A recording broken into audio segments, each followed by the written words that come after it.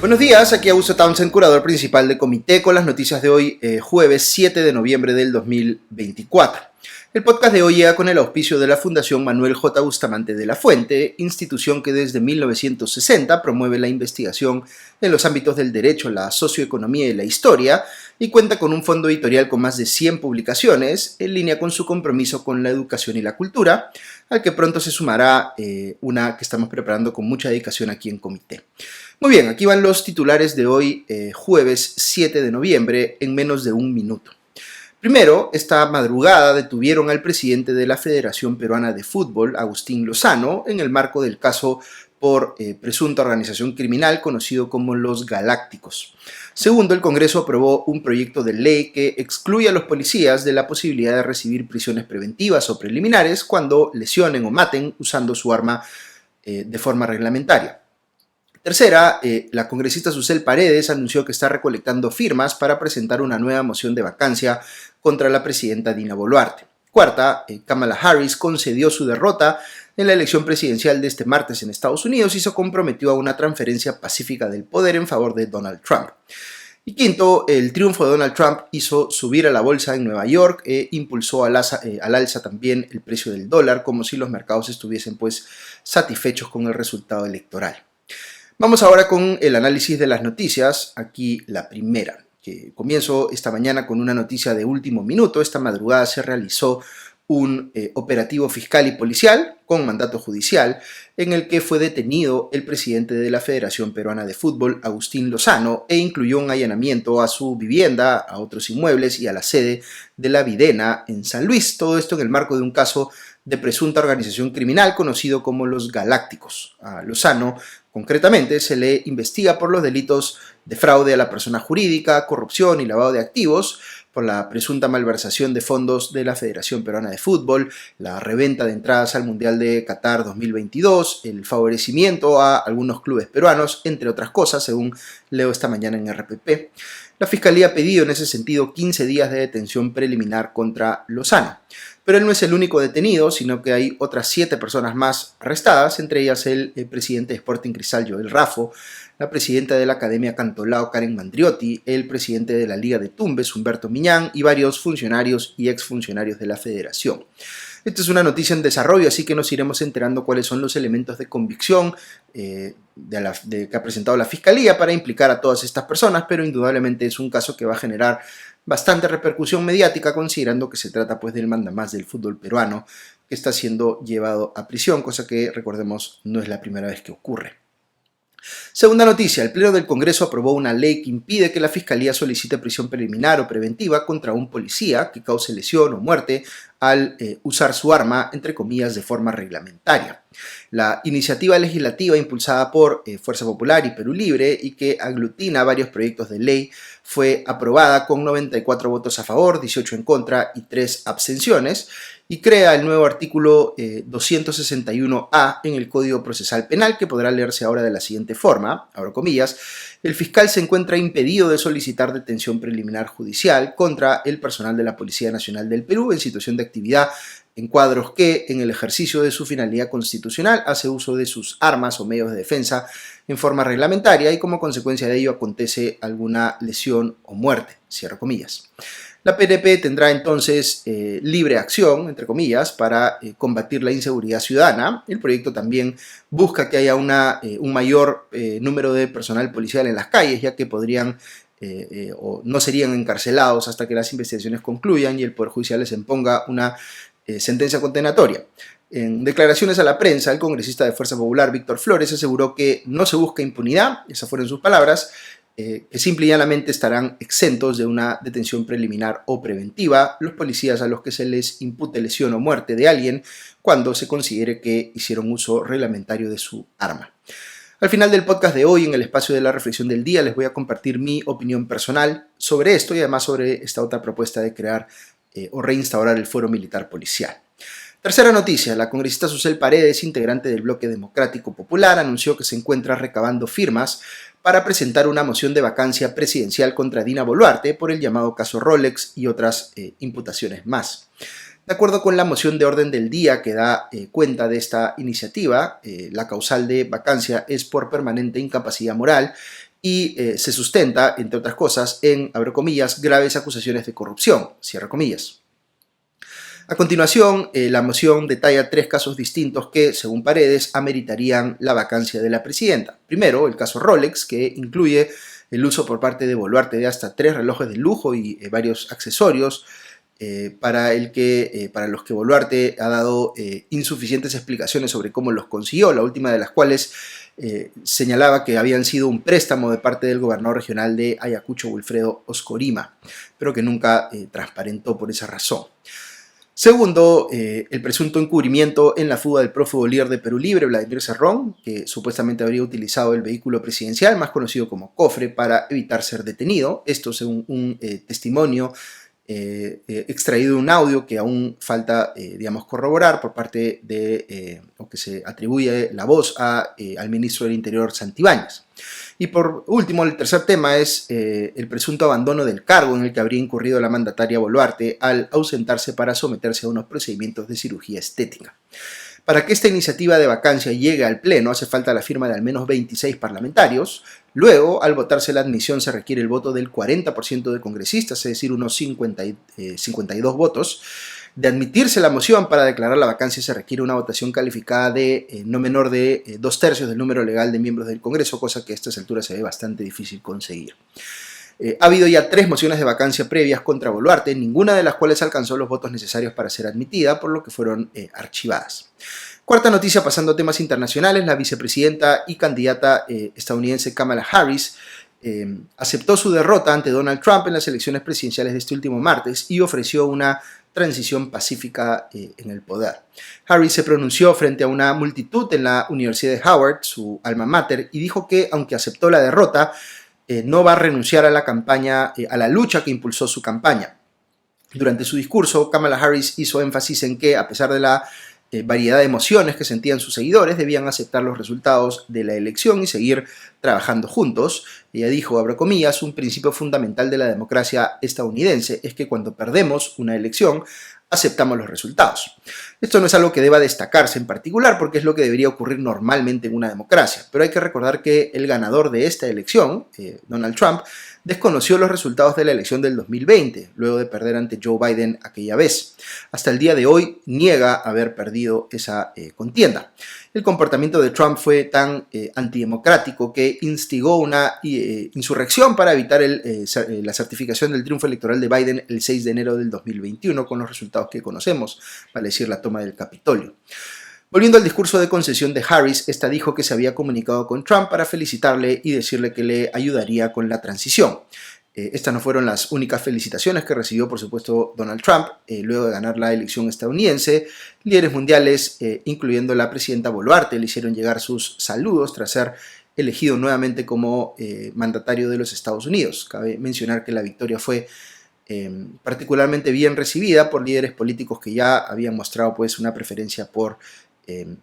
Trump en esta campaña. El primer ministro de Israel, Benjamin Netanyahu, fue uno de los más entusiastas con la victoria de Trump y calificó su triunfo en las urnas como el mayor regreso de la historia. Netanyahu además señaló que este resultado ofrece una poderosa renovación del compromiso con la gran alianza entre Israel y Estados Unidos. Por su parte, el presidente de Ucrania, Volodymyr Zelensky, publicó un mensaje para Trump en sus redes sociales y dijo que era una impresionante victoria electoral y que esperaba que una era de unos Estados Unidos de América fuertes bajo el liderazgo decisivo del presidente Trump.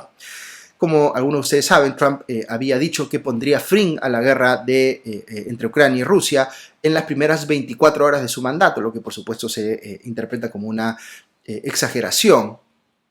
Pero indudablemente Zelensky tiene que reaccionar, digamos, a ese ofrecimiento. Rusia, por su parte, no felicitó al nuevo presidente electo estadounidense y el portavoz del Kremlin señaló que Estados Unidos era un país hostil que está involucrado directa e indirectamente en la guerra contra nuestro Estado,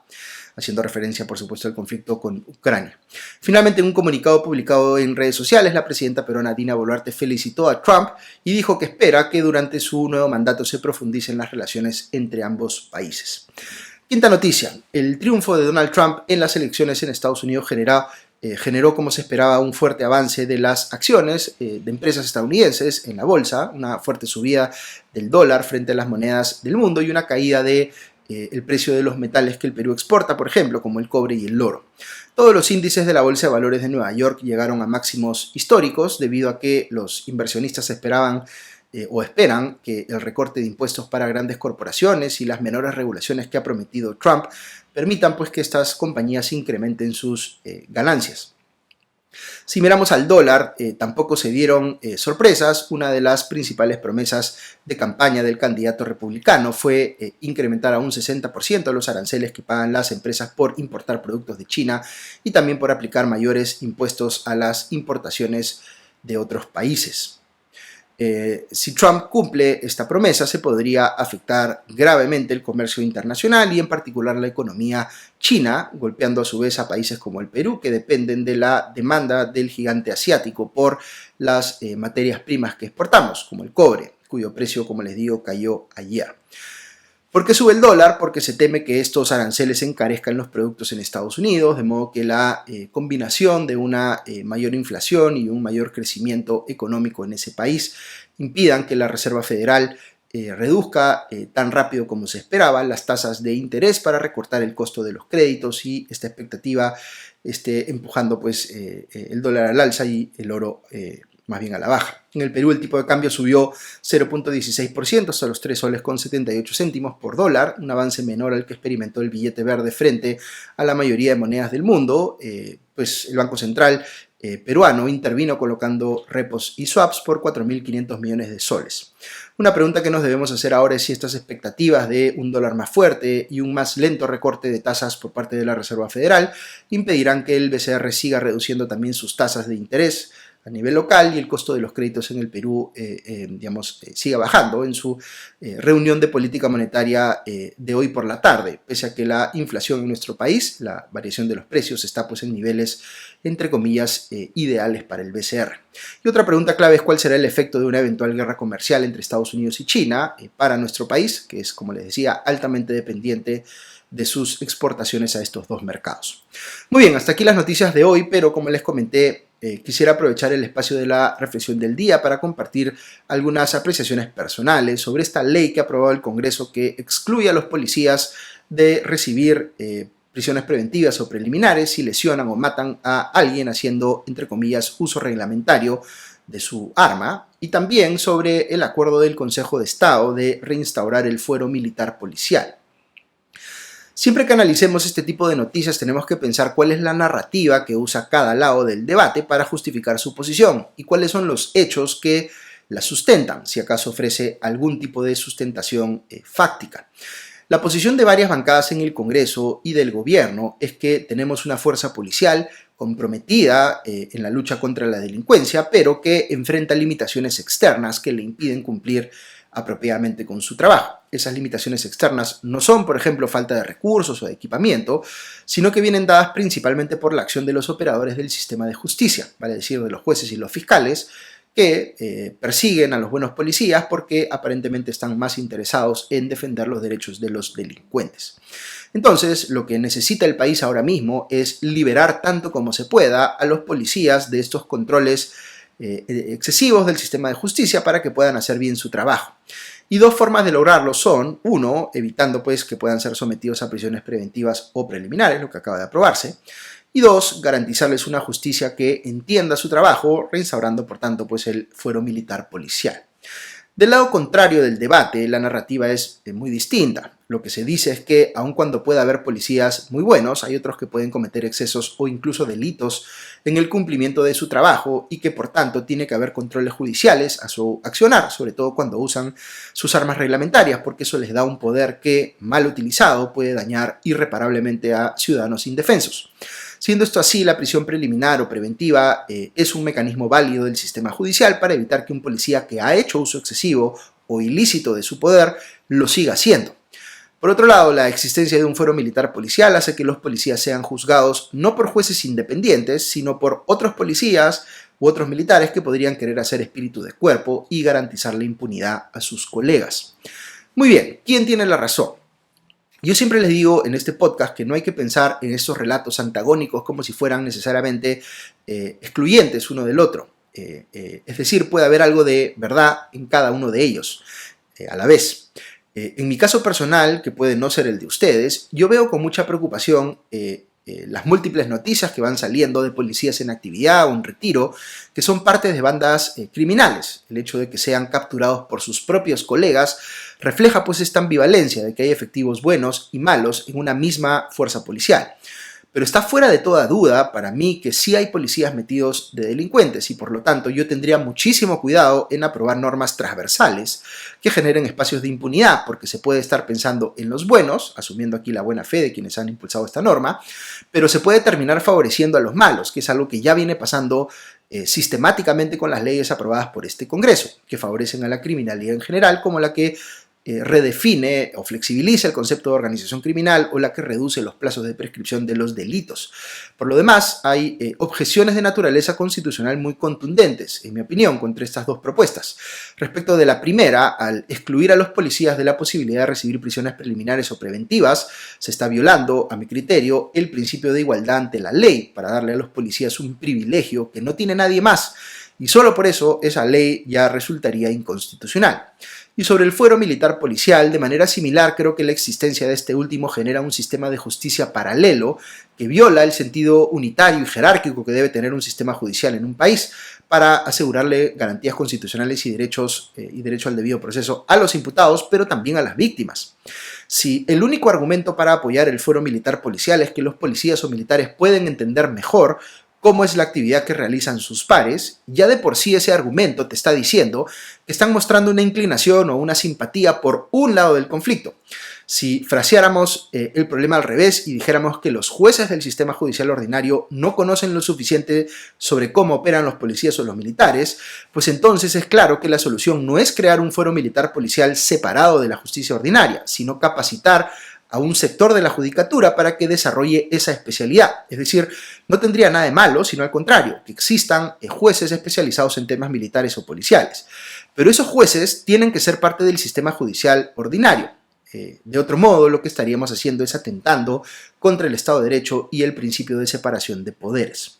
Finalmente, debo insistir aquí en que yo sí comulgo con el primer relato en la parte que dice que los buenos policías enfrentan enormes limitaciones para hacer su trabajo, pero yo no veo esas limitaciones principalmente en los lugares hacia donde apuntan esas dos iniciativas que les he comentado esta mañana, sino en otros ámbitos. Es decir, es una vergüenza, por ejemplo, que las comisarías en el Perú estén tan mal equipadas, que la tecnología al servicio de los efectivos policiales sea paupérrima o que no estén mejor pagados, abriéndole terreno pues a la corrupción. Yo creo que es momento de ocuparnos de verdad de nuestra policía y darle todas las herramientas que necesita para luchar contra el crimen. Eso hay que hacerlo, pero no puede ser tampoco un cheque en blanco, porque sí es evidente que hoy en la policía hay corrupción, hay impunidad, y hasta preocupa sobremanera que esté tomada por el poder político para asegurar cosas como, por ejemplo, que no se capture nunca a prófugos de la justicia como Vladimir Cerrón. Entonces, cualquier político que ustedes escuchen decir que está preocupado por la policía y que quiere ayudar a que los efectivos hagan mejor su trabajo en la lucha contra la delincuencia, pues lo que ustedes deberían preguntarles es, ok, dime entonces, ¿cuál es tu plan o cuál es tu propuesta integral para reformar a la policía? Porque si no tienen mucho que decir o nada que decir en ese sentido, lo más probable es que el problema del desborde de la delincuencia no les preocupe tanto como dicen y que más bien estén interesados en hacer demagogia solo para buscar réditos políticos de corto plazo. Muy bien, recuerden que Comité es un esfuerzo que busca explicar a diario las noticias más importantes de manera rigurosa, sin sensacionalismo y sin dueños de la verdad, para que tengamos una ciudadanía mejor informada. Si nos escuchas desde las cuentas de Comité en las redes sociales, dale me gusta, dale seguir, cliquea me gusta y comparte nuestros contenidos para que podamos llegar a más gente. Un agradecimiento nuevamente a nuestro auspiciador, la Fundación Manuel J. Bustamante de la Fuente, y a nuestros suscriptores con cuyo apoyo podemos seguir haciendo esto que tanto nos gusta. Que estén todos bien, ya nos escuchamos el día de mañana. Adiós.